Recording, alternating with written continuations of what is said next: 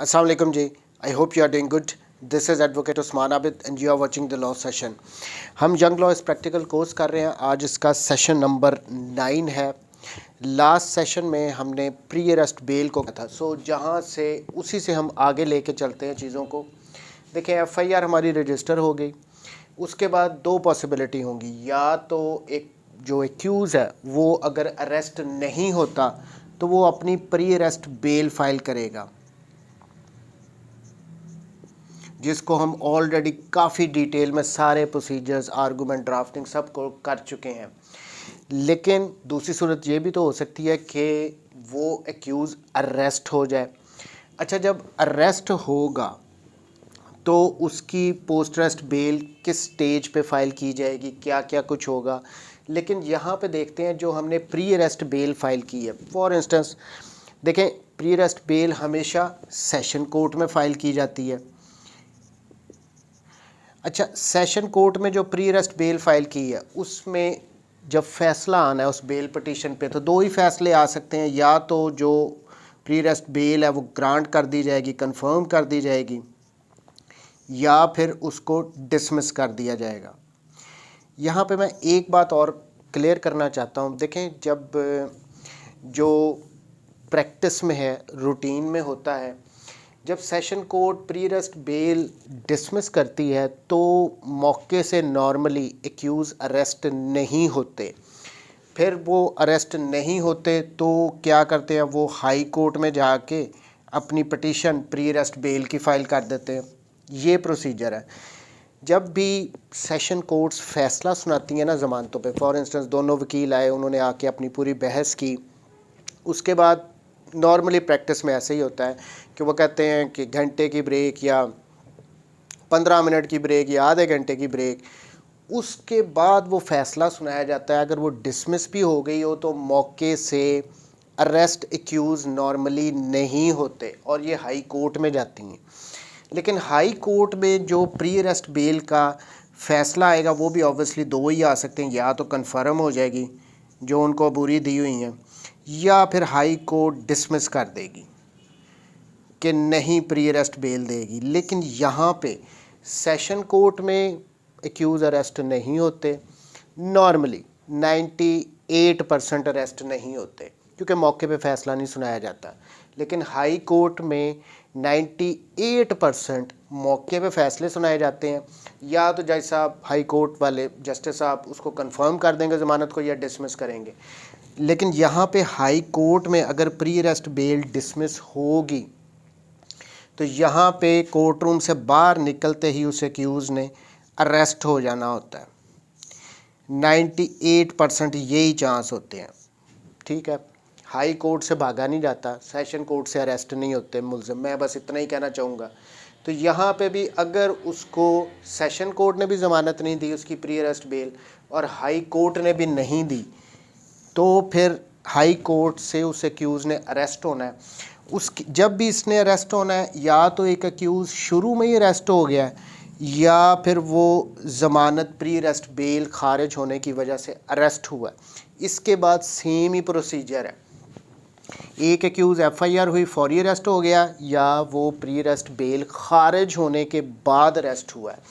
इन दोनों सूरतों में विद इन 24 आवर्स उस एक्यूज़ को पुलिस ने प्रोड्यूस करना है बिफोर मैजिस्ट्रेट। ये कंपल्सरी है। ठीक है, यहाँ पे पेश करेगी पुलिस और फर्दर रिमांड मांगेगी, और मैक्सिमम 15 दिन का रिमांड दिया जा सकता है, लेकिन एक गो में नहीं दिया जाता। 2 दिन का दे सकती है, 3 दिन का दे के मैक्सिमम कर सकती है। लेकिन अभी मैं रिमांड को डिस्कस नहीं कर रहा हूँ। लेकिन यहाँ पे उसका पुलिस मैजिस्ट्रेट के सामने पेश करती है और फिज़िकल रिमांड दिया जाता है अगर ज़रूरी हो तो, अगर मैजिस्ट्रेट ज़रूरी समझे तो। ये मैक्सिमम 15 दिन का हो सकता है। अच्छा, इसके बाद एक दफ़ा दिया 2 दिन का, फिर मांगा पुलिस की तरफ से, 2 दिन बाद उसको दोबारा प्रोड्यूस किया गया, फिर मांगा गया कि जी रिमांड दो, फिर 2 दिन का दे दिया।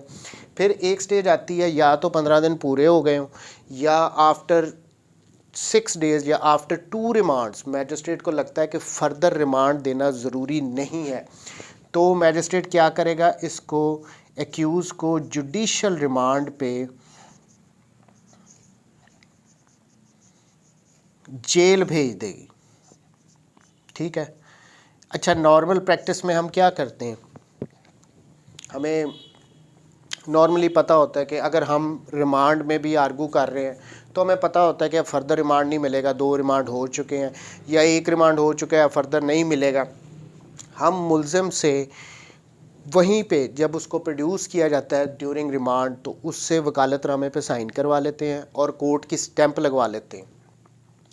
और अगर वहाँ पे हम नहीं, उससे वकालतनामे पे हमने साइन करवाए, तो फिर हम जब वो जेल में चला जाएगा तो जेल में हम जाके वकालतनामा जमा करवाते हैं उसको फिलअप करके, और जेल के अंदर से उस मुल्ज़िम से साइन अंगूठा करवा के जेलर की स्टैंप वगैरह लगा के तो हमें वापस दिया जाता है जेल से, और वो फिर हम अपने जो पोस्ट ट्रस्ट बेल फाइल करते हैं उसके साथ हम फिर वो वकालतनामा लगाते हैं। एनी हाउ, कहने का मेरा मतलब ये था कि पोस्ट अरेस्ट में जब फिज़िकल रिमांड ख़त्म हो के जुडिशल रिमांड पे एक मुल्ज़िम जेल जाता है, उसके बाद किसी भी वक्त एनी टाइम,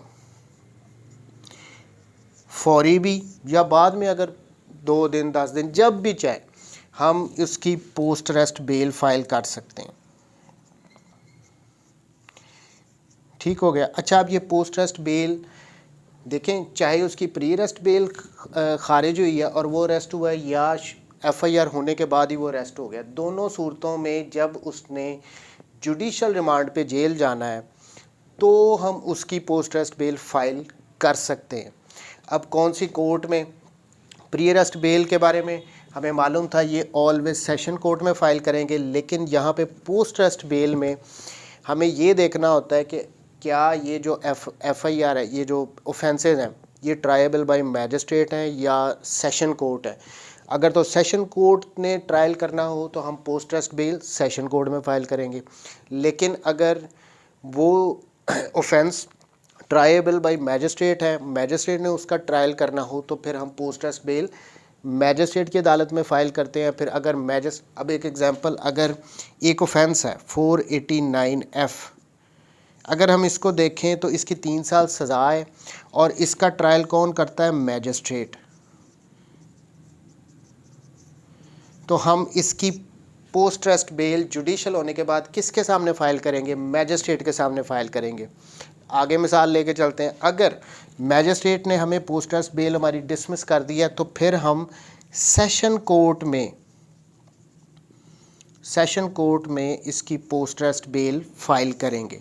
ये सेपरेट अंडर सेक्शन 497 हमने बेल पिटीशन फाइल करनी है। मैजिस्ट्रेट के फैसले के अगेंस्ट हमने यहाँ पे अपील नहीं फाइल करनी, बेल में अपील नहीं होती।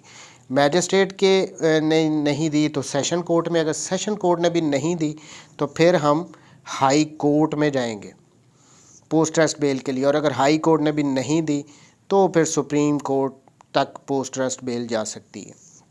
ये तो यहाँ तक प्रोसीजर आ गया कि कौन सी कोर्ट में और किस स्टेज पे हमने एक पोस्ट अरेस्ट बेल फाइल करनी होती है। नेक्स्ट अब आ जाते हैं फाइलिंग से। अब ये जो हमने पोस्ट अरेस्ट बेल फाइल करनी है, इसको फाइल कैसे करते हैं। देखिए, सबसे पहले तो फाइलिंग के लिए ऑब्वियसली जो भी हमारी अदालतें हैं वहाँ पे एक दायरगी टाइम होगा, दायरी ब्रांच में जाके हमने अपनी पटिशन को फ़ाइल करना होती है। ये मैं कुछ बातें रिपीट होती जा रही हूँ, मैं इसलिए कर रहा हूँ कि बहुत सारे ऐसे हैं जो इस वीडियो को पहली दफ़ा देख रहे हैं, तो इस वजह से मैं अब ये फाइलिंग से रिलेटेड भी सारा देखें। जैसे आपको जाके हमने डायरेक्ट नहीं देनी होती, हमने दायरी ब्रांच में जाके अपनी पटिशन को पोस्ट अरेस्ट बेल को फ़ाइल करना होता है, पहली बात। सेकेंडली, जो हमने फाइलिंग के लिए सबसे पहले तो एक फॉर्म होगा, हर अदालत में डिफरेंट होगा, हर ज़िले का डिफरेंट हो सकता है। एक फॉर्म होता है जिसमें डिटेल्स वगैरह होती हैं, वो उसके बाद फिर पिटीशन 497 की पोस्ट अरेस्ट बेल जो हमने तैयार की है वो लगाते हैं। लेकिन इसके बाद मैं आपको नॉर्मली कहता होता हूँ कि जब भी हमने कोई पिटीशन दरख्वास्त देनी है अदालत में तो हमने उसमें दरख्वास्त के साथ एफिडेविट ज़रूर लगाना होता है, ये मैं हमेशा कहता हूँ। लेकिन यहाँ पे एक्सेप्शन आ गई है। पोस्ट अरेस्ट बेल में हमने कोई एफिडेविट नहीं लगाना होता। मुलज़िम तो जेल में है, हम उसके बिहाफ पे पोस्ट अरेस्ट बेल फाइल कर रहे हैं, तो यहाँ पे एफिडेविट नहीं होता। 497 की सिर्फ पटिशन होती है। उसके बाद नेक्स्ट चीज़ जो हमने लगानी होती है वो FIR।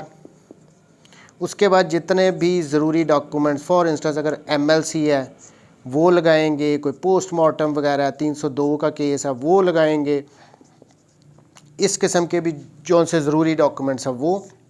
उसके बाद जो और कोई हमारे पास डॉक्यूमेंट्स हैं जिनको हम कोर्ट के सामने लाना चाहते हैं वो लेके आएंगे। उसके बाद फिर हमने वकालतनामा,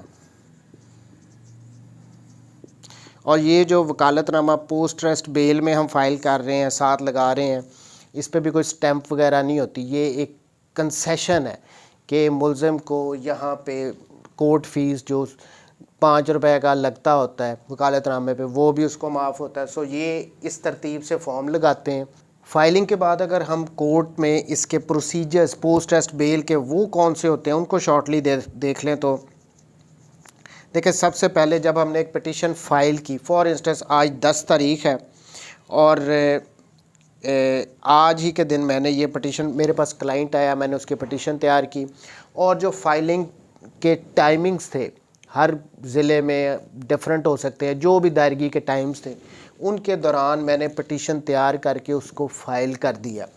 तो आज ही के दिन इस पे फर्स्ट हेयरिंग हो जाएगी। इसमें घबराने वाली कोई बात नहीं होती। जो फर्स्ट हेयरिंग होती है उसमें हम जज साहब के सामने जाते हैं, ज़्यादा से ज़्यादा जज साहब पूछ लेंगे कौन से ऑफेंस हैं, ज़्यादा से ज़्यादा हम पूछेंगे पहली पिटीशन है, दूसरी पिटीशन है। सो इस किस्म के जनरल क्वेश्चंस होते हैं, कोई उसमें घबराने वाली बात नहीं है। पहली हेयरिंग पे हम पेश हुए तो इसमें नोटिसेस इशू हो जाते हैं। नोटिस किसको हो जाते हैं? सरकार को और मुदई वगैरह को। फॉर इंस्टेंस ये हमने 10 को दायर की थी, आज ही के दिन मैं जज साहब के सामने मेरी फ़र्स्ट हेयरिंग होगी। मैंने जज साहब को बताया कि 489F का ऑफेंस है और ये मेरी first post arrest bell petition है। जज साहब ने नोटिस कर दिए। अब ये 10 से 1 लगा लेते हैं, 17/1 के लिए 1 हफ़्ते बाद की जज साहब ने डेट दी और नोटिस इशू कर दिए। अब 17 तारीख को क्या होगा? 17 तारीख को यहाँ पे जो कंप्लेनेंट है वो अपीयर होगा। मुद्दई, देखें नॉर्मल प्रैक्टिस में ये होता है कि जो प्री अरेस्ट बेल होती है उसमें जो कंप्लेनेंट होता है उसकी कोशिश ये होती है कि इस पिटीशन पे जल्दी फ़ैसला हो, ये ज़मानत खारिज हो और मुलज़िम अंदर हो। लेकिन पोस्ट अरेस्ट बेल में यहाँ पे सिनेरियो डिफरेंट हो जाता है। यहाँ पे मुद्दई को पता है कि जी मुलज़िम अरेस्ट है, कोशिश ये करते हैं इसको अंदर ही रखो, तो वो मैटर को चाहते हैं इस पिटीशन पे जल्दी फ़ैसला ना हो। यहाँ पे पहली 17 तारीख के लिए नोटिस हो गया, मुद्दई को पता लग गया, मुद्दई ने आना है। मुद्दई आके नॉर्मल प्रैक्टिस में ये होता है कि वो जी कह देता है जज साहब को कि जी मैंने अपना वकील करना है, मोहलत दी जाए। तो एक एग्जांपल लेके चलते हैं, मुद्दई खुद ही आ गया और उसने आके टाइम मांग लिया कि जी मैंने अभी वकील करना है तो मुझे टाइम दिया जाए। या हो सकता है वो वकील को साथ लेके आ जाए, दोनों तरीक़ों से हो सकता है। वो खुद भी आके टाइम ले सकता है या वकील साहब अगर वो साथ ले आए तो उस मुद्दई की मेहरबानी। ये मान लेते हैं वो वकील साहब को भी ले आया। वकील साहब यहाँ पे आके क्या करेंगे? अपना वकालतनामा जमा करवाएंगे मुद्दई की साइड से। और मोस्टली यही होता है, मैं पहले ही बता चुका हूँ कि प्री पोस्ट अरेस्ट में यही कोशिश होती है ना कि मुलज़िम अंदर है तो अंदर ही रहे। तो वकील साहब भी फिर वकालतनामा, वैसे भी एक ट्रेडिशन कह लें बन गई है कि जब वकालतनामा दिया जाता है तो डेट भी साथ दी जाती है तैयारी वगैरह के लिए, या फ़ीसों के भी मामलात होते हैं, अभी क्लाइंट ने नहीं दी होती। सो इस वजह से ये एक ट्रेडिशन है कि जब वकील साहब ने कोर्ट में जाना और वकालतनामा देना है तो डेट ही मिलती होती है। यहाँ पे डेट मिल गई। फॉर इंस्टेंस यहाँ पे 18 तारीख, और सॉरी 18 क्यों 20 कर लेते हैं, 2-3 दिन दे देते हैं। 20/1/2023 की जज साहब ने डेट दे दी और कहा कि जी तैयारी करके आ जाए। अब ये 20 तारीख को क्या होगा? यहाँ पे दोनों वकील होंगे, मुद्दई का भी और मुलज़िम का भी, प्लस सरकारी वकील, और फिर यहाँ पे बहस होगी। बहस होने के बाद बहस होने के बाद आज ही के दिन फैसला, नॉर्मल प्रैक्टिस में यही होता है, फैसला सुना दिया जाएगा। ये प्रोसीजर है। आप सेशन कोर्ट में अगर फ़ाइल कर रहे हैं वहाँ पे भी पहली डेट पे नोटिसेस होने हैं, अगली डेट पे वकील आएगा मुद्दई का, और फिर जब भी बहस होगी एक डेट पे और फैसला आ जाएगा। यही सिंपल सा प्रोसीजर है कि नोटिस होने हैं, दूसरी पार्टी ने आना, और फिर जब बहस होनी है तो फैसला आ जाएगा। हाई कोर्ट में, सेशन कोर्ट में, फिर मैजिस्ट्रेट की कोर्ट में यही प्रोसीजर है पोस्ट अरेस्ट बेल का। अब इसमें टाइम कितना लग जाता है, 1 महीना, 2 महीना, 1 डेट हुई है, 2 डेट हुई है, वो मैं उनके बारे में कुछ नहीं कह सकता हूँ। वकील साहब बीमार हो गए हैं, वो नहीं आ सकते, कोई और मसला हो गया, कोई फौतगी हो गई है, तो उस वजह से भी डेट्स हो सकती हैं, हो सकता है जज साहब छुट्टी पे हों। सो ये बातों को छोड़ के प्रोसीजर यही है कि नोटिस, दोनों पार्टीज़ के वकील जब भी होंगे, बहस होगी और फैसला आ जाएगा। पोस्ट अरेस्ट बेल के प्रोसीजर्स के बाद हम बात करते हैं ग्राउंड्स कि कौन सी ग्राउंड्स होती हैं पोस्ट अरेस्ट बेल की। देखें, पोस्ट अरेस्ट बेल से रिलेटेड मैं ऑलरेडी बड़ी डिटेल्ड वीडियोस बना चुका हूं। उनके लिंक्स मैं अपनी इसी वीडियो की डिस्क्रिप्शन में भी डाल दूंगा, प्लस उनको ये जो मेरी प्लेलिस्ट चल रही है इस चैनल पे, यंग लॉयर्स प्रैक्टिकल कोर्स, उस प्लेलिस्ट में भी मैं उन वीडियोस को ऐड कर दूंगा। सो अगर तो आप ये पोस्ट अरेस्ट बेल की ग्राउंड्स को इन डिटेल समझना चाहते हैं तो आप उन वीडियोस को ज़रूर देखें। मैं यहाँ पे इतना डिटेल में नहीं जाऊँगा, उसकी वजह यह है कि मैंने अभी ड्राफ्टिंग पे भी आना है और आर्गूमेंट्स वगैरह उससे रिलेटेड भी मैंने करना है कवर इसी वीडियो में। सो अगर आपने ग्राउंड्स को डिटेल में समझना है, सेक्शन 497 को डिटेल में समझना है, तो ज़रूर इन वीडियोज़ को जाके देख लें। और जो मेन ग्राउंड है फर्दर इंक्वायरी का, अब ये फर्दर इंक्वायरी होती क्या है? फर्दर इंक्वायरी का मतलब ये है कि जो भी फैक्ट्स हैं, जो भी शवाहिद अब तक इकट्ठे हुए हैं, उससे केस डाउटफुल हो गया है और इसको फर्दर प्रॉब होना चाहिए। अब प्रॉब वो कहाँ पे होगा, कहाँ पे ये फर्दर इंक्वायरी होगी? ये ट्रायल के दौरान होगी, यानी वो गवाह आएंगे, हम उन पे जिरा करेंगे। तो ये केस डाउटफुल है, इसको फर्दर प्रॉब होना चाहिए, इस पर फर्दर इंक्वायरी होनी चाहिए, इसलिए हमें पोस्ट अरेस्ट बेल दी जाए। सो ये फर्दर इंक्वायरी को मैंने बड़ा डिटेल में उन वीडियोस में किया है, आप वहाँ पे जाके देख लें। नेक्स्ट, फिर इन्वेस्टिगेशन कंप्लीट हो चुकी है, इन्वेस्टिगेशन कंप्लीट हो चुकी है, चालान जो है वो जमा हो चुका है, मुझे बिहाइंड द बार्स रखने की कोई ज़रूरत नहीं है। देखें, अगर तो इन्वेस्टिगेशन कंप्लीट हो चुकी है, चालान भी जमा हो चुका है, उसके बाद ट्रायल शुरू होना है, और ट्रायल ख़त्म होने में साल लग जाए, 2 साल लग जाए, उतनी देर मुझे किसी मुलज़म को अंदर रखने की क्या ज़रूरत है?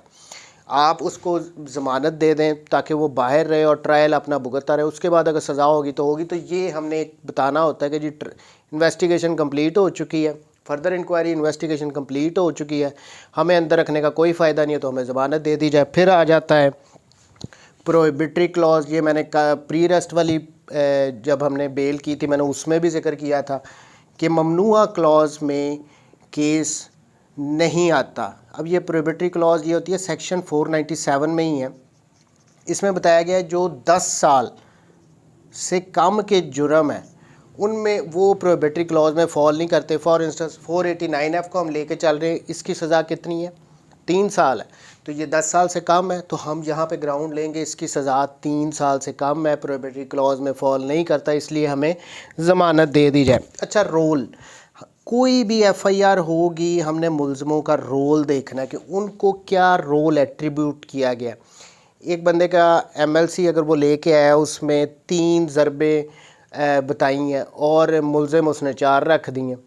3 को तो चलो एक एक ज़रब दे दी, जो चौथा है उसको कोई रोल नहीं दिया, तो उसके रोल को भी हमने देखना होता है कि जिस मुलज़म की हम ज़मानत दायर कर रहे हैं उसको क्या रोल एट्रीब्यूट किया गया, क्या उससे कोई ऑफेंस बनता है, नहीं बनता, क्या उसने अपने ऑफेंस को, अपना जो उसका रोल है उसको, किसी ने किसी को अगर सर पे डंडा मारा तो 1 डंडा मारा है, 2 मारे हैं, रिपीट किया है, नहीं किया, कोई रोल दिया ही नहीं गया है, सिर्फ FIR में नाम उसका दे दिया है कि वो सिर्फ वहाँ पे खड़ा था मौके पे।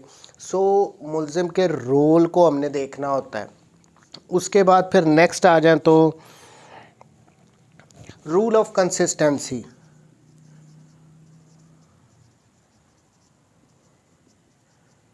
ये प्री अरेस्ट में भी रूल अप्लाई होता है और ये पोस्ट रेस्ट में भी रूल अप्लाई होता है। इसका मतलब ये होता है कि अगर फॉर इंस्टेंस एक एफआईआर में 2 मुलजिम थे, दोनों को एक ही किस्म का रोल था कि सर पे डंडा मारा है, दोनों में से अगर एक को ज़मानत मिल गई है तो दूसरा भी ये रूल ऑफ कंसिस्टेंसी का ग्राउंड ले सकता है कि जी उसको आपने दे दी है तो मुझे भी ज़मानत दे दें।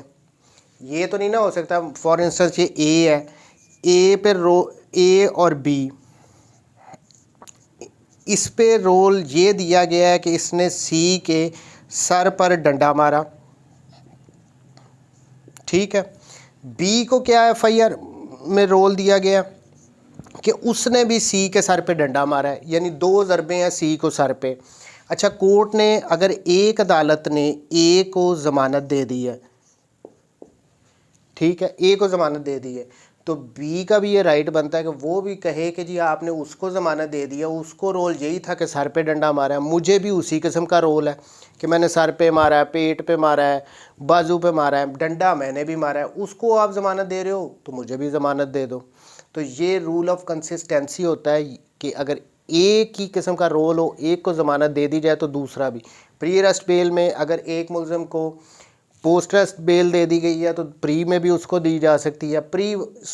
ये दोनों ज़मानतों में देखा जाता है, प्री अरेस्ट में भी पोस्ट अरेस्ट में भी रूल ऑफ कंसिस्टेंसी को अगर एक से ज़्यादा मुलज़िम हो, एक को ज़मानत मिल जाए, सेम काइंड ऑफ रोल हो, तो दूसरा भी क्लेम कर सकता है। या फिर उसके बाद एक फ्रेश ग्राउंड का है, ये बड़ा इम्पॉर्टेंट है। देखिए, हमने जो समझा था कि अगर तो मैजिस्ट्रेट ने ट्रायल करना है तो मैजिस्ट्रेट की कोर्ट में हम फाइल करेंगे पोस्ट अरेस्ट बेल, लेकिन अगर ये डिसमिस करता है तो हम सेशन कोर्ट में फ़ाइल करेंगे, और ये भी अगर डिसमिस करता है तो हम हाई कोर्ट में जाएंगे। इस तरतीब से हम पटिशन्स को फ़ाइल करते हैं। पहले हमने एक पटिशन फॉर इंस्टेंस मैजिस्ट्रेट की कोर्ट में 497 की फ़ाइल कर दी। ये 489F को ऑफेंस को ही ले लेते हैं। मैजिस्ट्रेट की अदालत में हमने ये पटिशन फ़ाइल की, हमारी बेल डिसमिस होगी। फिर सेशन में हमने फ़ाइल की, एक एग्जांपल लेके चल रहे हैं, उन्होंने भी डिसमिस कर दी, हाई कोर्ट ने भी डिसमिस कर दी। ये मुलज़िम अभी तक अंदर ही है, लेकिन अब इसी हिरासत के दौरान जब वो जुडिशल है, जेल में है, वो बड़ा सख्त बीमार हो जाता है, ठीक है ना, हार्ट का प्रॉब्लम है, शुगर का, वट कोई वो बीमार हो जाता है, तो यहाँ पे हम मेडिकल ग्राउंड लेंगे। मेडिकल ग्राउंड पे हम उसकी पोस्ट अरेस्ट बेल फाइल करेंगे। लेकिन क्वेश्चन ये उठता है कि ये हम कहाँ पे फ़ाइल करेंगे? ये हम क्या हाई कोर्ट में, जहाँ पे हमारी बेल अगर ख़ारिज हुई थी, तो ये हम सुप्रीम कोर्ट में जाके लेंगे? कौन सी? नहीं। देखिए, ये जो अगर वो बंदा बीमार हो गया या फिर किसी भी किस्म का और कोई फ्रेश ग्राउंड, कोई ऐसे फैक्ट्स थे जो पहले जब हमने यहाँ पे पिटीशंस फाइल की थी मैजिस्ट्रेट की कोर्ट में, वो अवेलेबल नहीं थे, कुछ नए ग्राउंड्स आ गए हैं, वो बीमार हो गया या कोई नए डॉक्यूमेंट सामने आ गए हैं, कुछ भी इस किस्म का, तो ये जो हम मेडिकल ग्राउंड ले रहे हैं, इसको हम एग्जांपल लेके चलते हैं। ये बंदा बीमार हो गया, इसकी पिटीशन खारिज हो चुकी है हाई कोर्ट तक, तो यहाँ पे मेडिकल ग्राउंड की बेस पे जो हम पिटीशन पोस्ट अरेस्ट बेल की फ़ाइल करेंगे, वो अगेन हम मैजिस्ट्रेट की अदालत में फ़ाइल करेंगे। क्यों? क्योंकि ये एक फ़्रेश ग्राउंड है, एक नया ग्राउंड है, जो कि पहली पिटीशंस जब हमने फ़ाइल की तब हमारे पास नहीं था।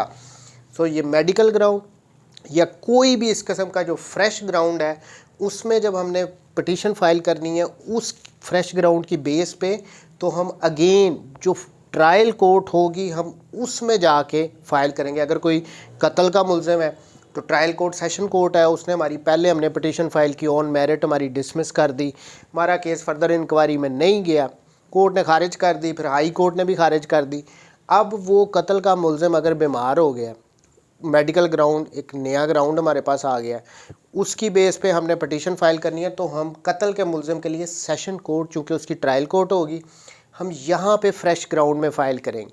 फ्रेश ग्राउंड जब भी कोई लेनी है which was not available to you at the time of the first post arrest bail, तो हमने हमेशा सेशन कोर्ट में फ़ाइल ट्रायल कोर्ट में फ़ाइल करनी है, जो भी ट्रायल कोर्ट होगी।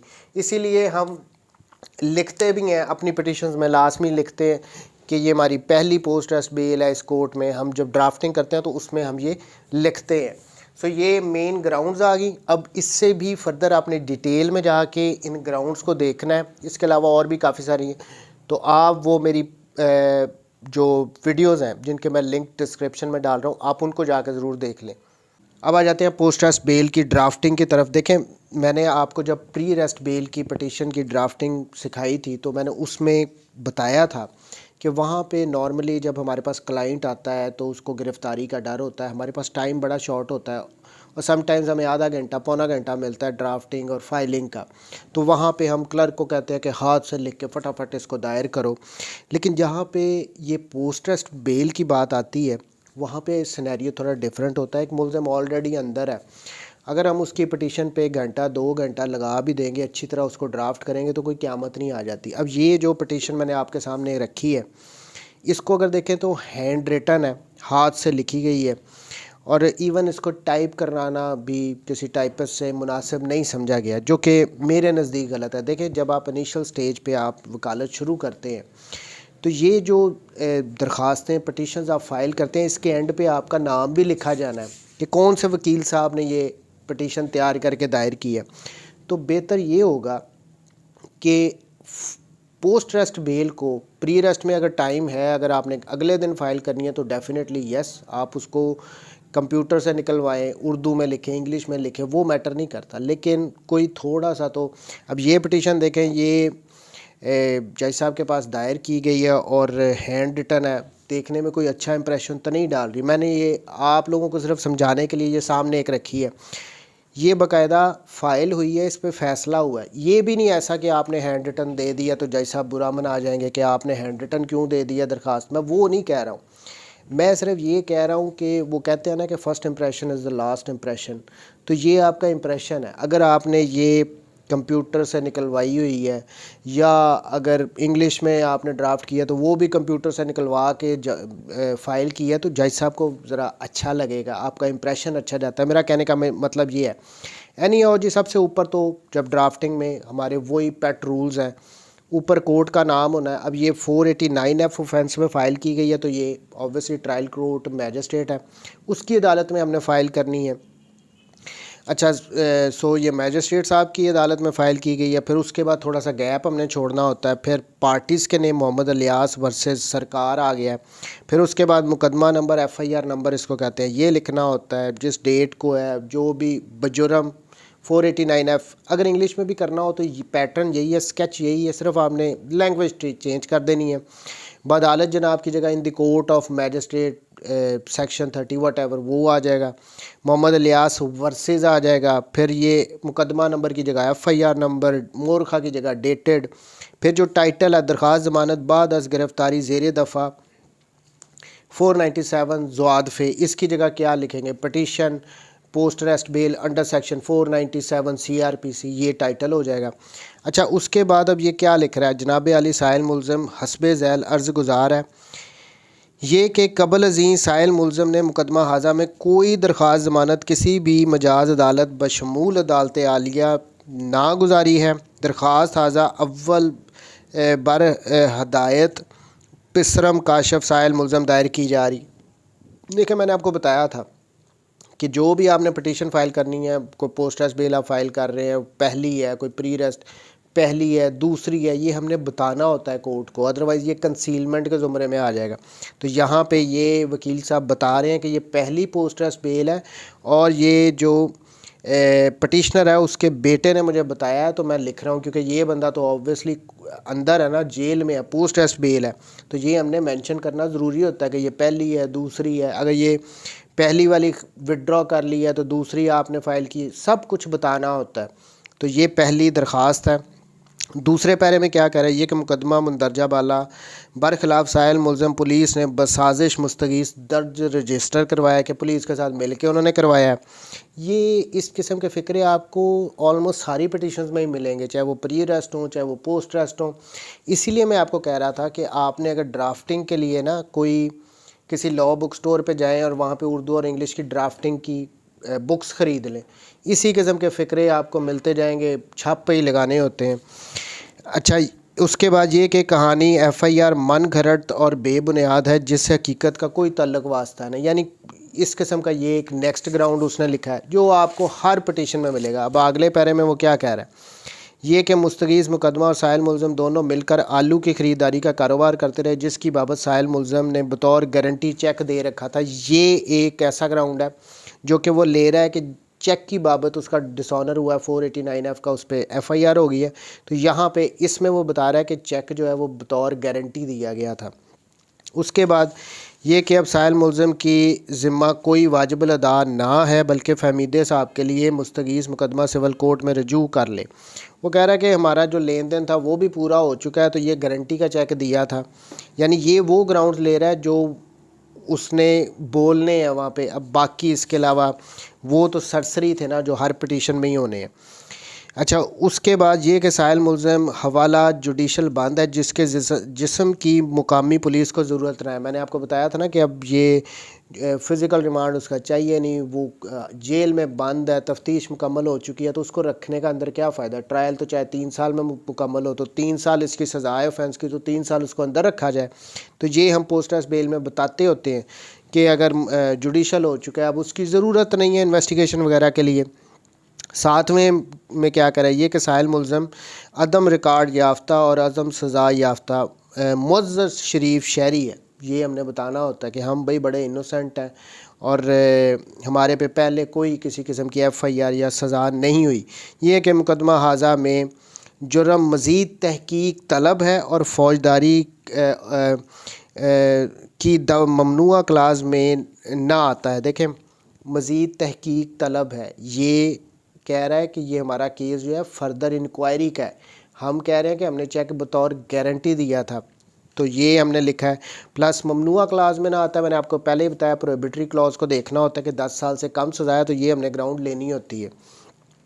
उसके बाद ये कि साहिल मुल्ज़म की ज़मानत होने पर फ़रार होने या शहादत इस्तिग़ासा पर असरअंदाज होने का अंदेशा ना है। ये फ़िक्रा हर पिटीशन में हमने लिखना है। ये कि साहिल मुल्ज़म मोतबर ज़मानतनामा दाखिल करने को तैयार है। तो ये इस किस्म की ग्राउंड है। इसमें दो देखें केस से रिलेटेड 2 ग्राउंड्स दी गई हैं। एक तो वो दिया गया था चेक बतौर गारंटी, और दूसरा कि जो लेन देन है वो हमारा क्लियर हो चुका है। इसके अलावा बाकी जितने भी ग्राउंड्स हैं ये बस आप याद कर लें, हर पिटीशन में ये इसी तरह लिखने हैं। इंग्लिश में आएंगे, इनको इंग्लिश में ट्रांसलेट करते जाएं, यही फ़िक्रे होंगे, कुछ भी नहीं। जो केस से रिलेटेड है सिर्फ उसने 2 बातें की हैं इस पूरी पिटीशन में कि चेक बतौर गारंटी था और हमने लेन देन हमारा क्लियर हो चुका है। इसके अलावा कोई और उसने ऐसी बात नहीं की जो बड़ी कमाल की बात हो, सरप्राइज़ कर दिया दूसरी पार्टी को। सो कहने का मेरा मतलब ये है, बुक लें और इस किस्म के ग्राउंड्स को ज़ुबानी याद कर लें। ये इसी किस्म के ग्राउंड्स हर पिटीशन में आपने लिखने। उसके बाद बालाते बाला जो इस्तदा कर रहा है साहिल मुल्ज़म है कि दरख्वास्त ताज़ा को मंजूर फरमाकर ता फ़ैसला मुकदमा रिहा करने का हुक्म सादर फरमाया जाए कि ये जो मेरी पिटीशन है उसको मंजूर करें, और जब तक इस केस का फ़ैसला नहीं हो जाता ट्रायल मुकम्मल होने के बाद तब तक मुझे ज़मानत दी जाए।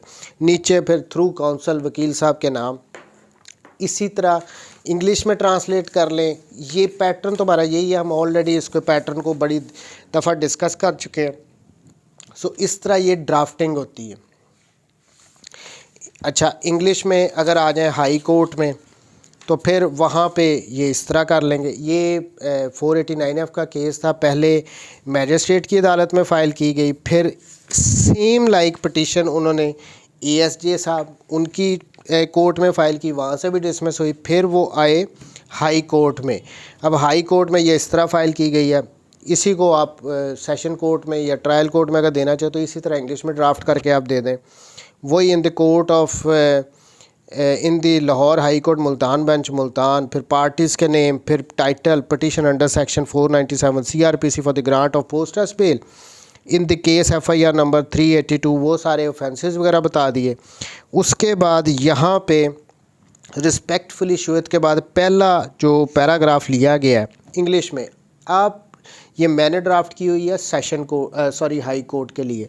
इसी तरह आपने सेशन कोर्ट में फ़ाइल कर देनी है यही, that the brief facts giving rise to the filing of instant petition are precisely submitted that the complainant respondent number 2 got lodge the above said false FIR levelling allegations. ये मैंने पहले में brief facts बता दिए हैं कि हमारे दरमियान मसला क्या है कि मैंने चेक दिया था वो डिसऑनर हो गया। सो जो फैक्ट्स हैं केस के वो, उसके बाद दूसरे पैराग्राफ में मैंने हाई कोर्ट में ये बताया कि जी पहले ट्रायल कोर्ट ने डिसमिस की, फिर सेशन कोर्ट ने डिसमिस की, और अब जो मैं बेल आपसे मांग रहा हूँ वो किन ग्राउंड्स पे मांग रहा हूँ। अब ये देखें, पहला ground that the FIR is prima facie false and fabricated and the petitioner is absolutely innocent and has falsely been involved in the above said case due to malafide intention and ulterior motives of the complainant as well as local police। ये मैंने ले लिया। फिर दूसरे में मैं कह रहा हूँ कि 8 महीने की डिले है। सो डिले का ग्राउंड भी हमने देखना होता है कि FIR में डिले है तो क्यों डिले है। फिर उसके बाद तीसरे फैक्ट में बता रहा हूँ कि सेल एंड परचेज़ पोटैटोज़ के लिए हमारा हुआ था और चेक मैंने बतौर गारंटी दिया था। सो इस किस्म के ग्राउंड सारे यहाँ पे मैंने मेंशन कर दिए हैं। Prayer it is therefore most respectfully prayed that the application for the grant of post as bail to the petitioner may very graciously be accepted and released till the final decision of the case। ये prayer आ गई, इसमें कोई ऐसी ये रटे रटाए फिक्रे हैं, ये इसी तरह ये 2-3 दफ़ा आप लिखेंगे ना पिटिशन आपको वैसे ही याद हो जाएंगे। फिर नीचे थ्रू काउंसल, मेरा नाम है उस्मान आबिद और सर्टिफिकेट मैंने एंड पे दे दिया as per instructions of my client it is first bail petition on the subject matter before this honourable court, कि हाई कोर्ट में ये पहली पोस्ट टेस्ट बेल है। ये मैंने कहना था, ये ज़रूरी था। असली बात करते हैं कि पोस्ट टेस्ट बेल को आर्गू कैसे करना है। देखें, जब भी कोई क्रिमिनल केस आर्गू करना है, चाहे हम फाइनल बहस कर रहे हैं, प्री अरेस्ट बेल आर्गू कर रहे हैं, पोस्ट टेस्ट बेल आर्गू कर रहे हैं, व्हाटएवर, हम स्टार्ट कहाँ से करेंगे? FIR से करेंगे। अब FIR को पढ़ना कैसे है? प्री अरेस्ट बेल का जब हमने वो लेक्चर किया था तो उसमें मैंने बताया था, लेकिन अभी के लिए बता देता हूँ। FIR को पढ़ने से पहले पढ़ने के लिए हम मेनली मुकदमा नंबर बताते हैं, किस थाने में हुई वो बताते हैं, time and date of occurrence वो जो होता है वो बताते हैं, फिर जिस टाइम पे ये FIR रिपोर्ट हुई है, लिखी गई है, दर्ज की गई है, वो हम बोलते हैं। उसके बाद फिर हम पूरी FIR की स्टोरी को पढ़ते हैं, ऑफेंस पढ़ते हैं कि 489 ऑफेंस है। फिर हम शुरू कर देते हैं FIR बखिदमत जनाब SHO साहब, ये स्टोरी को पूरी देखें। ये जो जब हम नए नए अदालतों में जाते हैं ना तो समटाइम्स आर्गूमेंट्स में थोड़ी सी हेजिटेशन होती है। सो अगर हम कोई प्री अरेस्ट बेल आर्गू कर रहे हैं, कोई पोस्ट अरेस्ट बेल आर्गू कर रहे हैं, तो जब हम FIR को पढ़ना शुरू करते हैं तो हमारे में वैसे ही कॉन्फिडेंस आना शुरू हो जाता है। सो FIR से ही शुरू करना है। जैसा आपको पूरा सुनेंगे, ट्रायल कोर्ट में पूरा मौका देते हैं। अगर उन्होंने FIR पहले पढ़ लिया तो वो हो सकता है आपको कह दें कि आप अपने ग्राउंड्स बताएं कौन से हैं। अगर उन्होंने कह दिया कि ये आप ग्राउंड्स पे हैं तो फिर आप FIR को पढ़ना छोड़ दें और अपने ग्राउंड्स बताने शुरू कर दें। फॉर इंस्टेंस 8 महीने का डिले है, फिर चेक बतौर गारंटी दिया था, ये चेक की बैक पे लिखा हुआ, ये हमारे दरमियान ये एग्रीमेंट लिखा गया था जब ये मैंने चेक इसको दिया था। अब इसमें यही ग्राउंड लिया हुआ ना कि चेक बतौर गारंटी दिया था। तो अपने सारे ग्राउंड्स को 1 बाय 1 फिर जी के अब इन्वेस्टिगेशन कंप्लीट हो चुकी है, हमें अंदर रखने की कोई ज़रूरत नहीं है, ममनुआ क्लॉज में आता नहीं है, 3 साल इसकी सज़ा है, सो हमें ज़मानत दी जाए। सो पहले FIR, उसके बाद फिर हम अपने ग्राउंड्स की तरफ आते हैं। 1 बाय 1 रिपीट नहीं करना। ये तो मुल्ज़म साइड से हमने इस तरह आर्गू करना है, लेकिन जब हम कंप्लेनेंट साइड से खड़े होंगे, फॉर इंस्टेंस मुल्ज़म खड़ा हुआ, उसके वकील ने पहले FIR पढ़ी, उसके पूरे ग्राउंड्स बताए। अब क्या मुद्दई का वकील आप हो सकता है मुद्दई की साइड से भी तो आर्गू आपको करना पड़ जाए, तो क्या आप फिर FIR से शुरू करेंगे? नहीं, चूँकि मुल्ज़िम के वकील ने, वो पटिशनर था, उसने FIR से शुरू किया, FIR पढ़ दी, उसने अपने ग्राउंड भी बता दिए। तो एज़ कंप्लेनेंट के काउंसल आपने जो वो बहस करता जा रहा है, जो वो ग्राउंड बोलता जा रहा है, वो आप लिखते जाएं। फिर आपने मुद्दई के वकील के तौर पे उसके ग्राउंड्स को काउंटर करना है कि नहीं जी, जो भी उसने डिले है तो आप बताएंगे किस वजह से डिले हुई, कि ये हमें टालता रहा। फिर ये चेक कह रहा है मुल्ज़िम का वकील के गारंटी के तौर पे दिया था, आप खड़े होकर कहें कि नहीं जी गारंटी के तौर पे नहीं दिया था, कहाँ पे लिखा है, ये एग्रीमेंट झूठा है या व्हाटएवर, जो भी आपके पास ग्राउंड है। सो आपने मुल्ज़िम के वकील के ग्राउंड्स को काउंटर करना है। सो इस तरह आपने आर्गू करना है। फिर उसके बाद मुलजिम का वकील, सो एक दूसरे को इंटरप्ट नहीं करना, अपनी टर्न पे बोलना है। पहले पटिशनर के काउंसिल ने आर्गूमेंट्स करनी है, फिर कंप्लेनेंट के साइड के काउंसिल ने आर्गू करनी है। सो इस तरह ये हम ऑलरेडी इसको काफ़ी प्री अरेस्ट की जो हमने लेक्चर किया था उसमें बड़ा डिटेल में पढ़ा था। तो इसी तरह आर्गूमेंट्स होते हैं, टर्न बाई टर्न होते हैं। सो ये था पोस्ट अरेस्ट बेल। अब कल से हम आ जाएंगे इन्वेस्टिगेशन पे। अभी तो हमने एफआईआर पहले रजिस्टर करवाई, उसके बाद फिर हमने प्री अरेस्ट बेल को किया, आज पोस्ट अरेस्ट बेल को किया। अब कल से आगे इन्वेस्टिगेशन में क्या क्या होता है, चालान वगैरह, ये सारा कुछ हम नेक्स्ट सेशन में इंशाल्लाह करेंगे। थैंक यू वेरी मच जी, टेक केयर, अल्लाह हाफ़िज़।